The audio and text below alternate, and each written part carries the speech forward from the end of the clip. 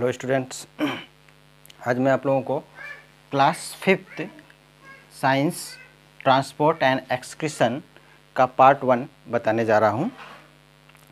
तो transport and excretion में हम लोग फर्स्ट पार्ट में पढ़ेंगे सर्कुलेटरी सिस्टम।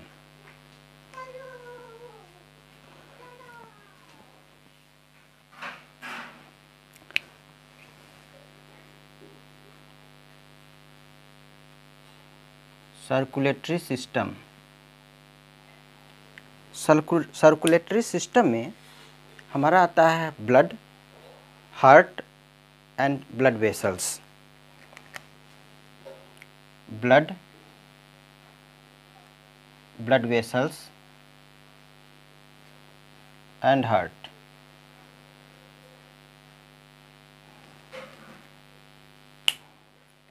जैसा कि नाम से पता चल रहा है सर्कुलेटरी सिस्टम, यानी कि ब्लड का हमारे बॉडी में सर्कुलेशन होता है, पूरे बॉडी में ब्लड का सर्कुलेशन होता है। अब हम पढ़ते हैं पहले ब्लड के बारे में। तो ब्लड क्या है? देखिए, ब्लड एक थिक लिक्विड है। ब्लड एक थिक लिक्विड है जो हमारे पूरे बॉडी में सर्कुलेट करता है, और ये ब्लड का कलर रेड होता है। सबको पता है क्यों होता है, क्योंकि इस ब्लड में एक रेड पिगमेंट होता है जिसे हीमोग्लोबिन कहते हैं, और इसी हीमोग्लोबिन के प्रेजेंस की वजह से ब्लड का कलर रेड होता है। ये ब्लड का जो लाइफ स्पान है ये 120 डेज होता है। 120 days means near about 3 to 4 month. Means ये ब्लड हमारा 3 to 4 मंथ जीवित रहता है, और उसके बाद फिर से ब्लड बनता है। वो जो ब्लड के कार्पसल्स हैं आरबीसी 3 to 4 मंथ के बाद, यानी कि इन ब्लड का फॉर्मेशन, जो ब्लड का फॉर्मेशन होता है वो हमारा बोन मैरो में होता है। बोन मैरो क्या होता है? हमारे बोन्स के अंदर एक थिक लिक्विड होता है, और उस लिक्विड को ही हम बोन मैरो कहते हैं, और इसी बोन मैरो में ब्लड का फॉर्मेशन होता है। और ब्लड आरबीसी का फॉर्मेशन होता है। ब्लड कार्पसल्स तो आरबीसी, डब्ल्यूबीसी भी होते हैं, प्लेटलेट्स। तो इसमें हम आरबीसी के बारे में बात कर रहे हैं। तो ये बोन मैरो में ब्लड का फॉर्मेशन, यानी कि 3 to 4 मंथ फॉर्मेशन होता है, 3 to 4 मंथ जीवित होते हैं। उसके बाद 3 to 4 मंथ के बाद ये एक्सपायर हो जाते हैं, यानी कि ये डेड हो जाते हैं। और स्प्लीन एक ऑर्गन है, स्प्लीन, इनमें इनका डेथ हो जाता है। और जैसा कि आप लोग जानते भी हैं कि जहाँ डेथ होता है वहाँ जहाँ डेथ पर्सन होते हैं उसको कब्र कहते हैं। तो ब्लड का एक कब्र है ये स्प्लीन। ब्लड यहीं पर डेथ होता है, यानी ये कब्र कहा जाता है। आरबीसी में कोई न्यूक्लियस, ये आरबीसी है, इसमें न्यूक्लियस नहीं होता है, नो न्यूक्लियस। इस ब्लड में न्यूक्लियस नहीं होता है। तो चलिए हम थोड़ा पढ़ लेते हैं फंक्शन के बारे में इसका। ब्लड का क्या फंक्शन है? देखिए, हम जो फूड खाते हैं और हमारा डाइजेस्ट हो जाने के बाद, फूड डाइजेस्ट हो जाने के बाद वो फूड जूस के रूप में बनता है। वह फूड जूस हमारा स्मॉल इंटेस्टाइन में ब्लड में मिल जाता है, और ब्लड के थ्रू पूरे बॉडी में जाता है। इसका मतलब है कि जो ब्लड है वह फूड को पूरे बॉडी में ले जाता है, यानी blood carry food in all parts of the body. पूरे बॉडी में वह ले जाता है।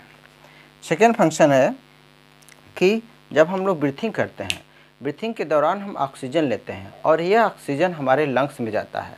लंग्स में जाने के बाद वहाँ लंग्स से वह ब्लड में मिल जाता है और वो ऑक्सीजन पूरे बॉडी में फैल जाता है। इस तरह से हम देखते हैं कि ब्लड केवल फूड को ही नहीं ले जाता है पूरे बॉडी में, ऑक्सीजन को भी ले जाता है।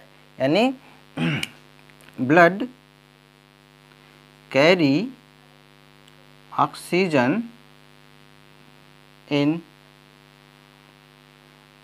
All parts of the body.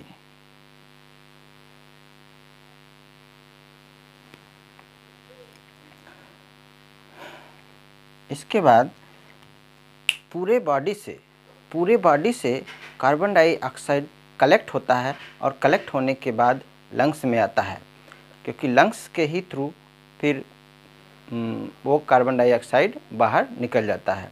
तो पूरे बॉडी से लंग्स में ले आने का काम ब्लड ही करता है। यानी blood carry carbon dioxide, blood carry carbon dioxide from body to lungs, ये लंग्स में ले जाता है। ठीक है, तो ये ब्लड है हमारा। ब्लड के बारे में हमने पढ़ लिया। ब्लड का ये फंक्शन है कि blood carry food in all parts of the body and blood carry oxygen in all parts of the body and blood carry carbon dioxide from body to lungs.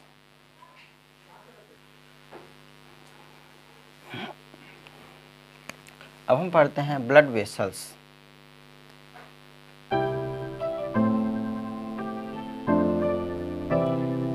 Blood vessels क्या है? Blood vessels means tube. एक tube होती है जिसके through हमारा blood flow करता है, उसी ट्यूब में से वो ब्लड फ्लो करता है।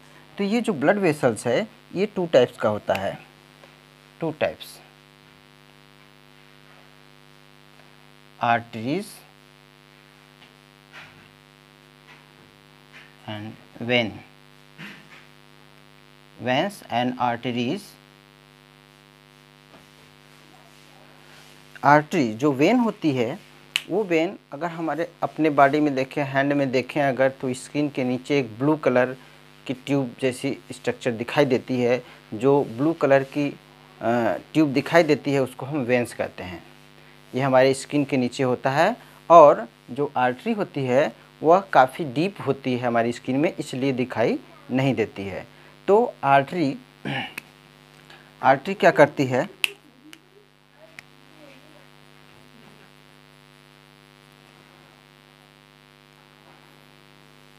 आर्टरी कैरी ब्लड हार्ट से पूरे बॉडी में ले जाता है। Artery carry blood from heart to all parts of the body.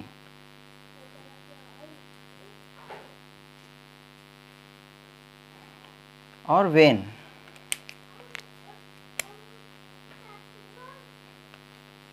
Veins पूरे बॉडी से ब्लड को, veins carry blood from rest of the body to heart. इसका मतलब ये हुआ कि जो वेन होती है पूरे बॉडी से ब्लड को हार्ट में ले जाती हैं और जो आर्टरी होता है वह हार्ट से पूरे बॉडी में ले जाती हैं।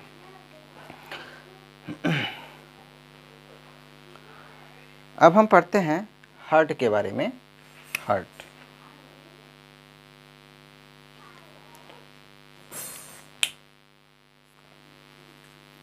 हार्ट एक लाइक अ फिस्ट, यह जो है फिस्ट जैसा होता है। जैसे कि अगर हम मुट्ठी इस तरह से बांध लेते हैं तो ये इसी तरह से होता है। यह हार्ट कहाँ लोकेट होता है? यह हमारा लेफ्ट साइड में located in chest cavity, located in chest cavity. यह चेस्ट कैविटी में ऑन द लेफ्ट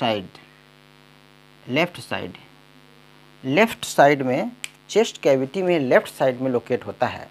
और लेफ़्ट साइड में लोकेट होने की वजह से, क्योंकि लेफ़्ट साइड में हमारा हार्ट और लंग्स दोनों होता है।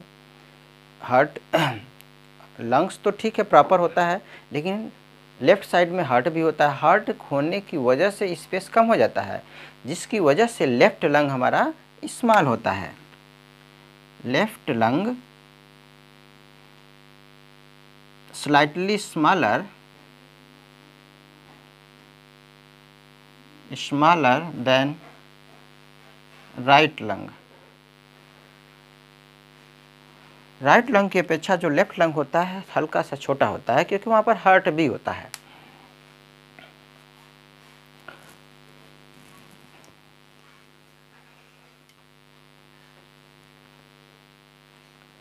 देखिए सिंपल हार्ट का स्ट्रक्चर है, सिंपल है, सिर्फ इसका शेप देखने के लिए मैंने इसे बनाया है।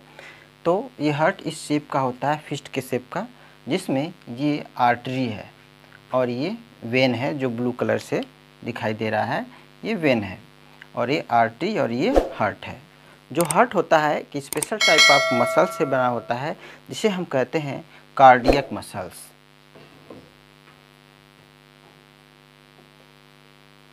यानी हार्ट के मसल्स को हम कार्डियक मसल्स कहते हैं। हार्ट कंट्रैक्ट और रिलैक्स करता है। जब ये कंट्रैक्ट करता है तो ब्लड फ्लो आउट हो जाता है, और जब रिलैक्स होता है तब इसमें ब्लड फिलअप हो जाता है। यानी ये कंट्रैक्ट और रिलैक्स होता है। जब कंट्रैक्ट होने पर ब्लड फ्लो आउट होता है, यानी कि ब्लड बाहर निकलता है, और रिलैक्स होने पर यह ब्लड फिलअप हो जाता है। इसमें blood feel in heart, blood feel in the heart, heart में ये फिलअप हो जाता है ब्लड। तो एक तरह से हम देख रहे हैं कि ब्लड, एक तरह से हार्ट ब्लड को स्टोर भी कर रहा है, ब्लड को पंप भी कर रहा है। यानी इसका फंक्शन क्या हो गया, एक तरह से हम बोल सकते हैं कि heart pump the blood to all parts of the body.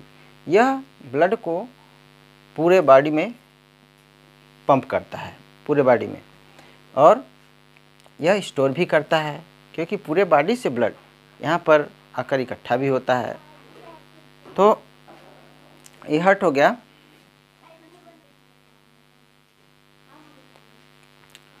How blood flow, blood flow कैसे करता है हमारे बॉडी में, ब्लड फ्लो कैसे करता है, इसको समझने से पहले हम समझ लेते हैं पहले कि ऑक्सीजनेटेड और डीऑक्सीजनेटेड ब्लड क्या होता है। तो oxygenated blood, oxygenated blood, blood that contain oxygen, जिसमें ऑक्सीजन होता है, यानी मोर oxygen and less carbon dioxide is called is called oxygenated blood. Blood contain more oxygen and less carbon dioxide is called oxygenated blood. यानी oxygenated blood में oxygen की मात्रा अधिक होती है, कार्बन डाइऑक्साइड की मात्रा कम होती है। वही हम बात करते हैं डीऑक्सीजनेटेड ब्लड की, तो उसी का अपोजिट हो जाएगा deoxygenated blood contain more carbon dioxide and less oxygen. Oxygen की मात्रा कम और कार्बन डाइऑक्साइड की मात्रा अधिक होती है, तो वह होता है डीऑक्सीजनेटेड ब्लड। डीऑक्सीजनेटेड ब्लड को इम्प्योर ब्लड कहते हैं, इम्प्योर ब्लड, और ऑक्सीजनेटेड ब्लड को प्योर ब्लड कहा जाता है।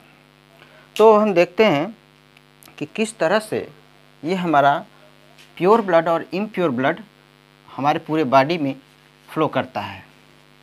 देखिए एक डायग्राम है, ये लंग्स है जो हमारे चेस्ट में प्रेजेंट होता है, और ये हार्ट है, और ये हमारा आर्गन्स, पूरे बॉडी का आर्गन्स है, और यहाँ पर हम देख रहे हैं कि आर्गन जो होता है उस आर्गन में ब्लड आर्गन्स के जो सेल्स होते हैं वह अपना वर्क करने के बाद कार्बन डाइऑक्साइड प्रोड्यूस करते हैं और यहाँ से ये आर्गन्स से कार्बन डाइऑक्साइड जो होता है वो जिसे हम डीऑक्सीजनेटेड ब्लड कहते हैं। डीऑक्सीजनेटेड ब्लड क्योंकि यह इम्प्योर होता है। डीऑक्सीजनेटेड ब्लड वेन के थ्रू, यह वेन है, ये वेन के थ्रू आर्गन से कहाँ आएगा, हार्ट में आएगा। अब यहाँ हार्ट में जब आ गया तो यहाँ से हार्ट से फिर ब्लड लंग्स में जाएगा। किस लिए, ये डीऑक्सीजनेटेड ब्लड है और यहाँ पर ऑक्सीजनेट करने के लिए, यानी कि प्योर बनाने के लिए। यानी पूरे बॉडी से, ये हम कह सकते हैं कि पूरे बॉडी से डीऑक्सीजनेटेड ब्लड यानी इम्प्योर ब्लड पूरे बॉडी से यानी ऑर्गन से आया कहाँ, हार्ट में। हार्ट से फिर वही डीऑक्सीजनेटेड ब्लड लंग्स में आया और लंग्स में हम ब्रीथिंग करते हैं तो ऑक्सीजन अंदर जाता है, वही ऑक्सीजन इस ब्लड में मिल जाता है लंग्स में। लंग्स में यहाँ एल्वियोलाई होते हैं और इसी एल्वियोलाई से वो जो है कि उस ब्लड में ऑक्सीजन मिल जाता है, वो ऑक्सीजनेटेड ब्लड में चेंज हो जाता है, यानी उसमें ऑक्सीजन की मात्रा ज़्यादा हो जाती है।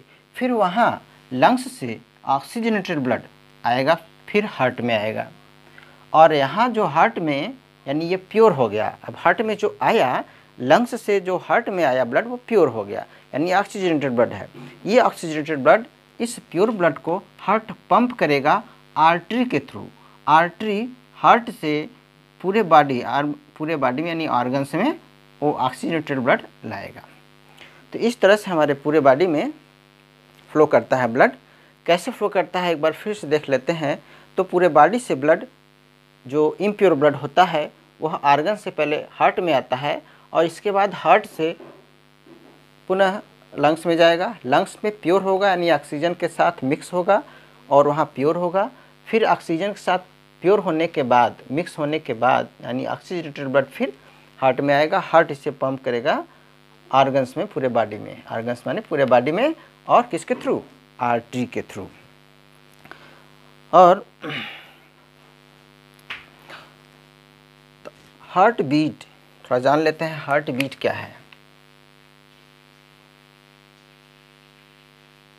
हार्ट बीट मीन्स जब हमारा हार्ट कंट्रैक्ट करता है, रिलैक्स करता है, तो कंट्रैक्शन और रिलैक्सेशन को ही हम हार्ट बीट कहते हैं।